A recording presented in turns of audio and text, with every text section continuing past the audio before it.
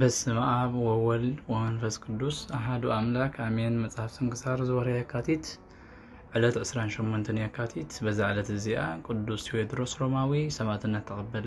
እዚ ቅዱስ እዚ ካብ ሰብ ሃገር እስጢር ካብ ከባቢ እስያ እዩ። በዘመን ነገስታት በርፈንስን መክሲሚያኖስን ነበረ። እዚ ቅዱስ እዚ ኣብ ኣምልኾ ጣዖታት ኣይተሓባበርን እዩ ኢሎም ናብ ነገስታት ከሰስዎ ንሳቶም ፀዊዖም ስለምንታይ ንኣማልኽቲ ዘይትስውኡ በልዎ። ንሱ ከዓ ኣነ ክርስቲያን እየ ብዘይካ ኢየሱስ ክርስቶስ ከዓ ካልእ ምንም ኣምላኽ የልዎን ንርኩሳትን ንዓባሳትን ንዘይጠቕሙ ኣማልኽቲ ኣይሰግድን እየ በሎም።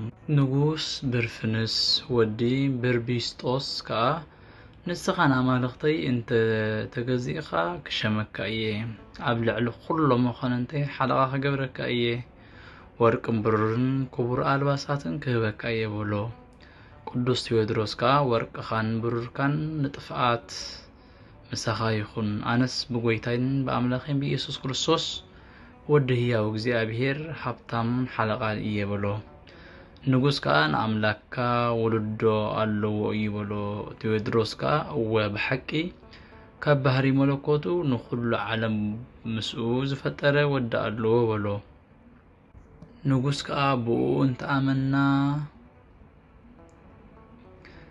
ክንረኽቦ ዶ ንኽእል ኢና በሎ። ቅዱስ ቴዎድሮስ ከዓ ናብኡ እንተ ተመሊስካ ደኣ ከማይ ናቱ ወተሃደር ትኸውን፣ ኣብ ቅድሚኡ ከዓ ቅቡል መስዋዕት ይገብረካ በሎ። ንጉስ ከዓ በል ዘረባ ኣይተብዝሕ ስቂልካ ንኣማልኽተይ እሞ ሰውእ፣ ኣነ ከዓ ብዙሕ ገንዘብ ክህበካ እየ በሎ። ቅዱስ ቴዎድሮስ ከዓ ነቲ ንጉስ ረገሞ፣ ንዕኡ ንኣማልኽቱን ድማ ፀረፎም። ሽዑ ንጉስ ተቆጥዐ። እቶም ሰራዊቱ ከዓ ክዳውንቱ ገፊፎም ምስቶም ብቃሉ ዝኣመኑ ኩሎም ህዝቢ ኣብ ዕፁው ፀልማት ገዛእ እሰርዎም ኢሉ ኣዘዘ። ካብኡ ቅዱስ ቴዎድሮስ ጸለየ እሞ ብለይቲ ወፂኡ ካብ በረኻ ዕንጨይቲ ተኣኪቡ ንጣዖታት ቶም ሓሙኽሽቲ ክሳብ ዝኾኑ አንደዶም። ጎይታና ነቶም ኣገልገልቶም ከቢድ ድቃስ ስለ ዘውርደሎም ክሰምዕዎም ኣይከኣሉን። እዚ ተግባር እዚ ነቲ ንጉስ ነገርዎ፣ ምስ ነገርዎ ብጽኑዕ ኣስሮ መሊሱ ንሓደ ገዛኢ ኣጸቢቑ ክቆፅዖ ኣሕሊፉ ሃቦ። እቲ ገዛኢ ከዓ ስለምንታይ ንንጉስ ዘይትእዘዝ ንኣማልኽቱ እውን ዘይትስውእ በሎ። ቅዱስ ቴዎድሮስ ከዓ ኣነ ንርኩሳትን ኣማልኽቲ ኣይሰግድን፣ ንዓላዊ ንጉስ ድማ ኣይእዘዝን እየ በሎ። ገዛኢ እዚ ምስ ሰምዐ ኣጸቢቑ ተቆጥዐ። ካብ መንበሩ ከም ነብሪ ነጢሩ ነዚ ቅዱስ ክሳዱ ሓኒቑ ናብ ምድሪ ኣውደቆ። ገጹ ፀፊዑ ብእግሩ ረገጾ። እግዚኣብሔር ከዓ ትዕጉስቱ ምስ ረኣየ ንገብርኤል ሊቀ መላእኽት ለኣኾ። ብገዛኢ ንገዛኢ ቀተሎ፣ ናብ ውሽጢ ምድሪ ከዓ ደርበዮ። ካብኡ ቅዱስ ገብርኤል ንቴዎድሮስ መንፈሳዊ ጻዕዳ ፈረስ ሃቦ። ኣብኡ ተወቲዑ ኣብ ሃገረ እስያ ክንቀሳቐስ እሞ ምስጋና ንዑ ይኹን ሃይማኖት ጎይታና ኢየሱስ ክርስቶስ ንኽሰብኽ። ንጉስ ከዓ ነዚ ምስ ሰምዐ ንቅዱስ ቴዎድሮስ ምስ ፈረሱ ክሕዝዎ ብስብከቱ ንዝኣምኑ ከዓ ንኩሎም ሰባት ንኽቕተሉ 100 ወተሃደራት ኣፍራስ ተወጥሑ ለኣኸ። ንሳቶም ከዓ ከም ተልእኽኦም ብዘይካ ኣንስትን ቆልዑን 848 ነፍሳት ቀተሉ። ንቅዱስ ቴዎድሮስ ክሕዝዎ ኢሎም ናብኡ ምስ በጽሑ ፈረስ ናብ ልዕሊኦም ነፈረት እሞ ካብ ኣፍ ሓዊ ፈንያ ድማ ሓሙኽሽቲ ክሳብ ዝኾኑ ኣቃጸለቶም። ብፍቓድ ጎይታና ድማ ካልኦት ወተሃደራት ሒዞም ናብ ንጉስ ወሰድዎ። ንጉስ ከዓ ናብ ቤት ማእሰርቲ ከእትውዎ፣ እቲ ቤት ማእሰርቲ ከዓ ኣፍ ደጊኡ ከዓጽዎ፣ ምእንቲ ከይበልዕ ከይሰቲ ኢሉ ድማ ኣዘዘ።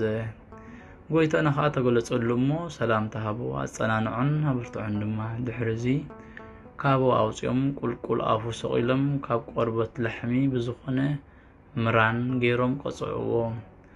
ደሙ ኮነ ናይ ውሽጢ ትሕዝትኡ ኩሉ ክሳብ ዝውሕዝ ኮነ። ካብ ደሙ ነጢሩ ዝፀይቖም ከዓ ኩሎም ሕማማት ዝነበሮም ሓወዩ። ነተኣምራቱ ዝረኣዩን ዝሰምዑን ከዓ ብጎይታና ብኢየሱስ ክርስቶስ ኣመኑ። ዝኣመኑ ክሳብ 3008 ዝኾኑ ነፍሳት ተቐትሉ።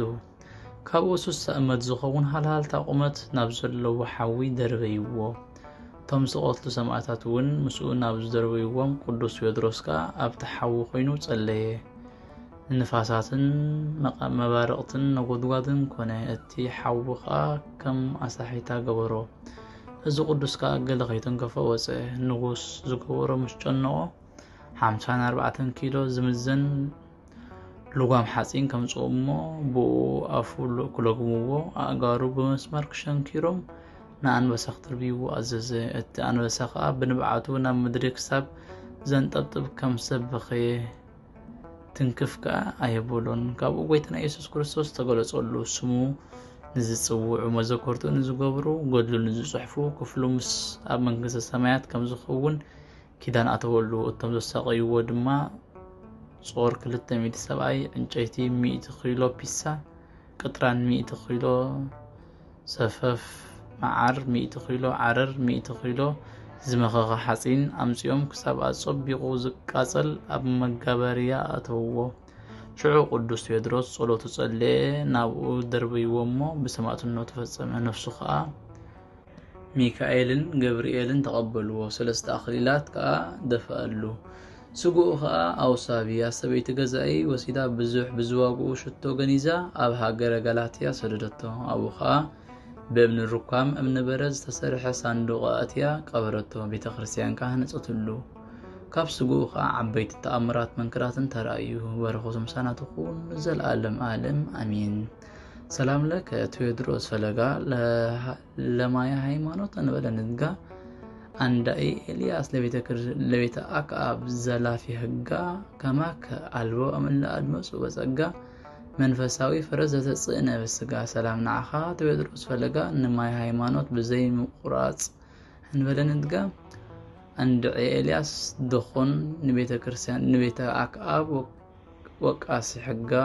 كما خاص يلبون كابتوم زاد مسوس أجا منفسه وفرسته وتحب السجا قالت النبي زي بالبكا ما أقدم تناقره هل وني أموت بأنت يسوس أفكره هلا سلاسة طبيب أسرة كنافر بأيمرو مستير سلاسة كما استيفانوس نصيرو بموت السمايتات موت وفصم بدرو قال تنبيت زبل أقدمكم تناقرو كموت اللني من تغرسو زفكرو هلا سلاسة طبيبنا أسر كنافر بفلتات بأيمرو مستير سلاسة كما استيفانوس زرائيا نصيرو بموت السمايتات موت فصمو قيو بدرو بزعلة الزئاء 6350 مهبر قدسان تيودروس سماعتنا تقبلو بركتهم سنتكون نزل ألم أمين سلام لكمو عم أتسسا زب بأسرتو 3 مهبران تيودروس مار مونكوسي تيودروس وقال عن بسا